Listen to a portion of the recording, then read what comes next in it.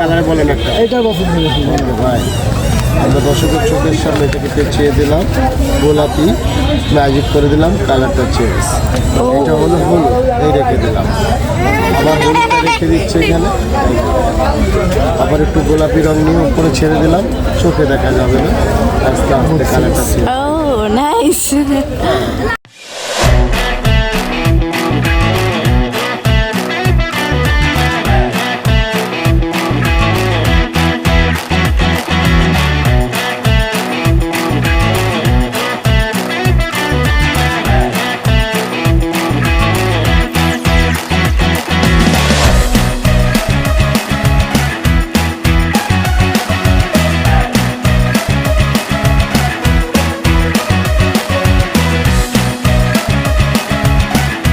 Hello everyone, আসসালামু আলাইকুম। আশা করি সবাই অনেক বেশি ভালো আছো।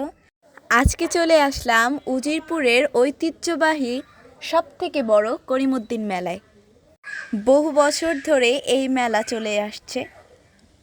এই মেলায় সবথেকে ডিফারেন্ট যে জিনিসটা লক্ষ্য করা যায় সেটি হচ্ছে অনেক পুরনো দিনের স্মৃতি বহন করে আসছে।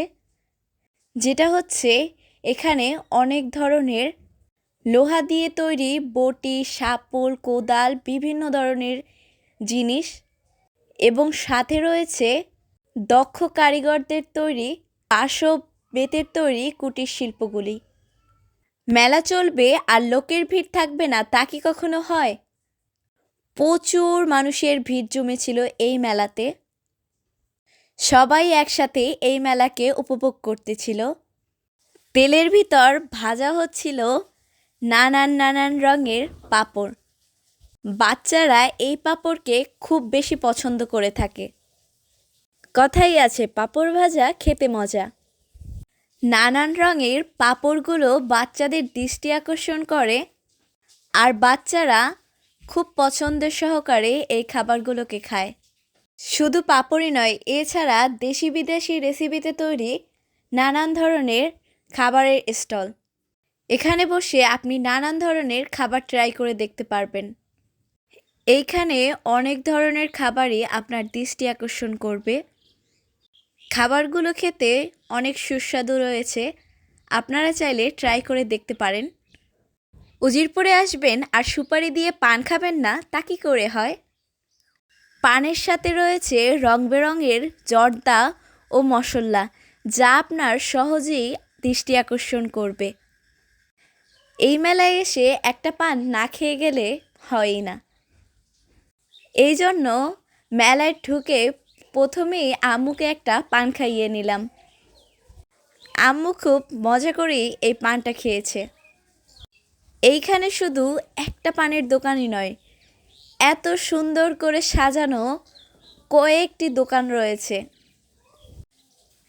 মেলাতে ঢুকেই প্রথম দিক থেকেই এই স্টলগুলো আপনি দেখতে পাবেন। দেখে নিই কীভাবে এই পানগুলোকে বানানো হয়।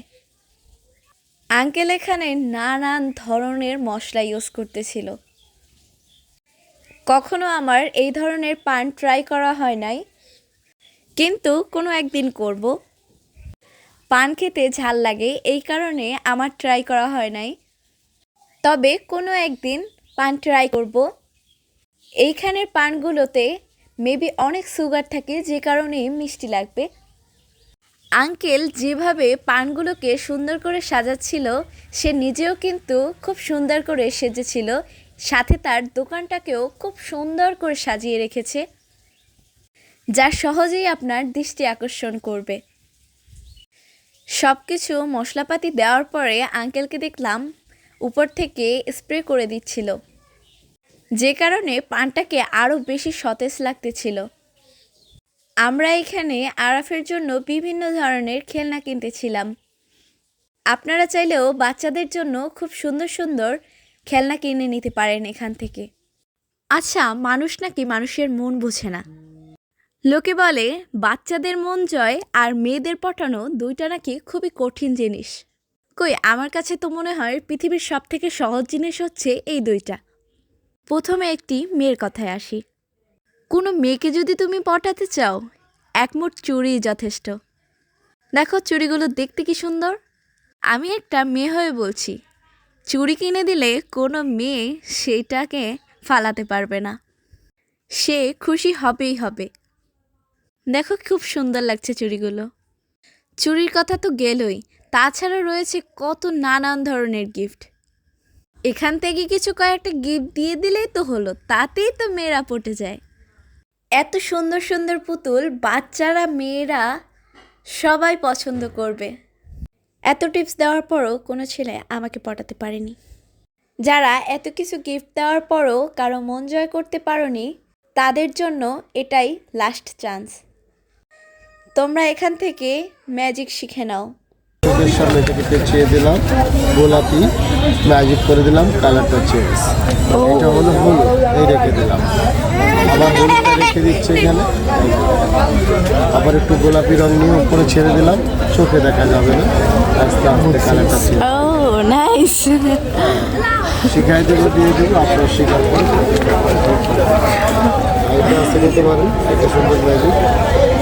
হ্যাঁ, ব্ল্যাঙ্ক একদম সাদা কাগজ, কথা বলে না। একদম সাদা কাগজ। এই দেখেন, ইচ্ছা করলে হাফ ইনে দেখতে পারেন যে কোনো দর্শক, যে কয়টা আছে একটু নিয়ে দেখেন, আপনি পছন্দ হলে একটু নিয়ে দেখতে পারেন। না দিয়ে লাগবে, আমি ওইটার কথা জিজ্ঞাসা করছি, ওইটা আপনি কয় টাকা করে? 1 2 3 4 5 6 কাগজগুলো সুন্দর করে ভাঁজ করে নিলাম আমরা। ভাঁজ করে একটু ম্যাজিক করে দিলেই সবগুলো টাকা। এটা হলো আপনার 150 টাকা।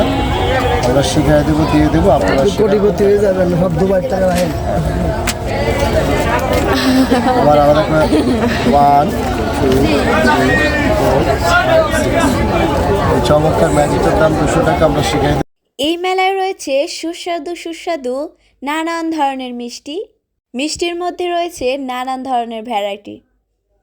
এখান থেকে তোমরা তোমাদের সামনে বসে জিলাপি তৈরি করা হবে, আর সেখান থেকেই গরম গরম জিলাপি খেতে পারবা।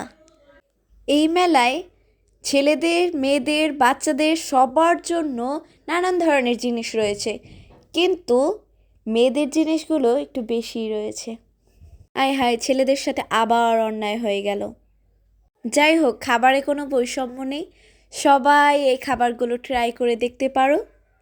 এই মেলায় বাচ্চাদের বিনোদন দেওয়ার জন্য রয়েছে খুব সুন্দর সুন্দর রাইড, যেখানে বাচ্চারা অনেক এনজয় করতে পারবে। বাচ্চাদের দেখে আমারও কেন জানি বাচ্চা হয়ে যেতে মন চাচ্ছিল, তবে বয়স সীমা থাকার কারণে আমি এই দুইটা রাইডে উঠতে পারিনি। তবে এই ট্রেনটি সবার জন্য এবং এই নৌকাটিও সবার জন্য উন্মুক্ত। এই মেলায় নানা ধরনের কাঠের তৈরি আসবাবপত্র রয়েছে, যা আপনি পছন্দ করে এখান থেকে কিনে সোজা বাড়ি নিয়ে চলে যেতে পারবেন। অনেক বড় একটা এরিয়া নিয়ে এই মেলাটি আয়োজিত হয়েছে। মেলার ভিতর অনেকক্ষণ ঘুরে কেনাকাটা করে এখন বসলাম মিষ্টান্ন খেতে। প্রথমেই এই বালিশ মিষ্টিটি খেয়ে নিলাম, যা প্রতি পিসের দাম পড়েছে মাত্র 200 টাকা।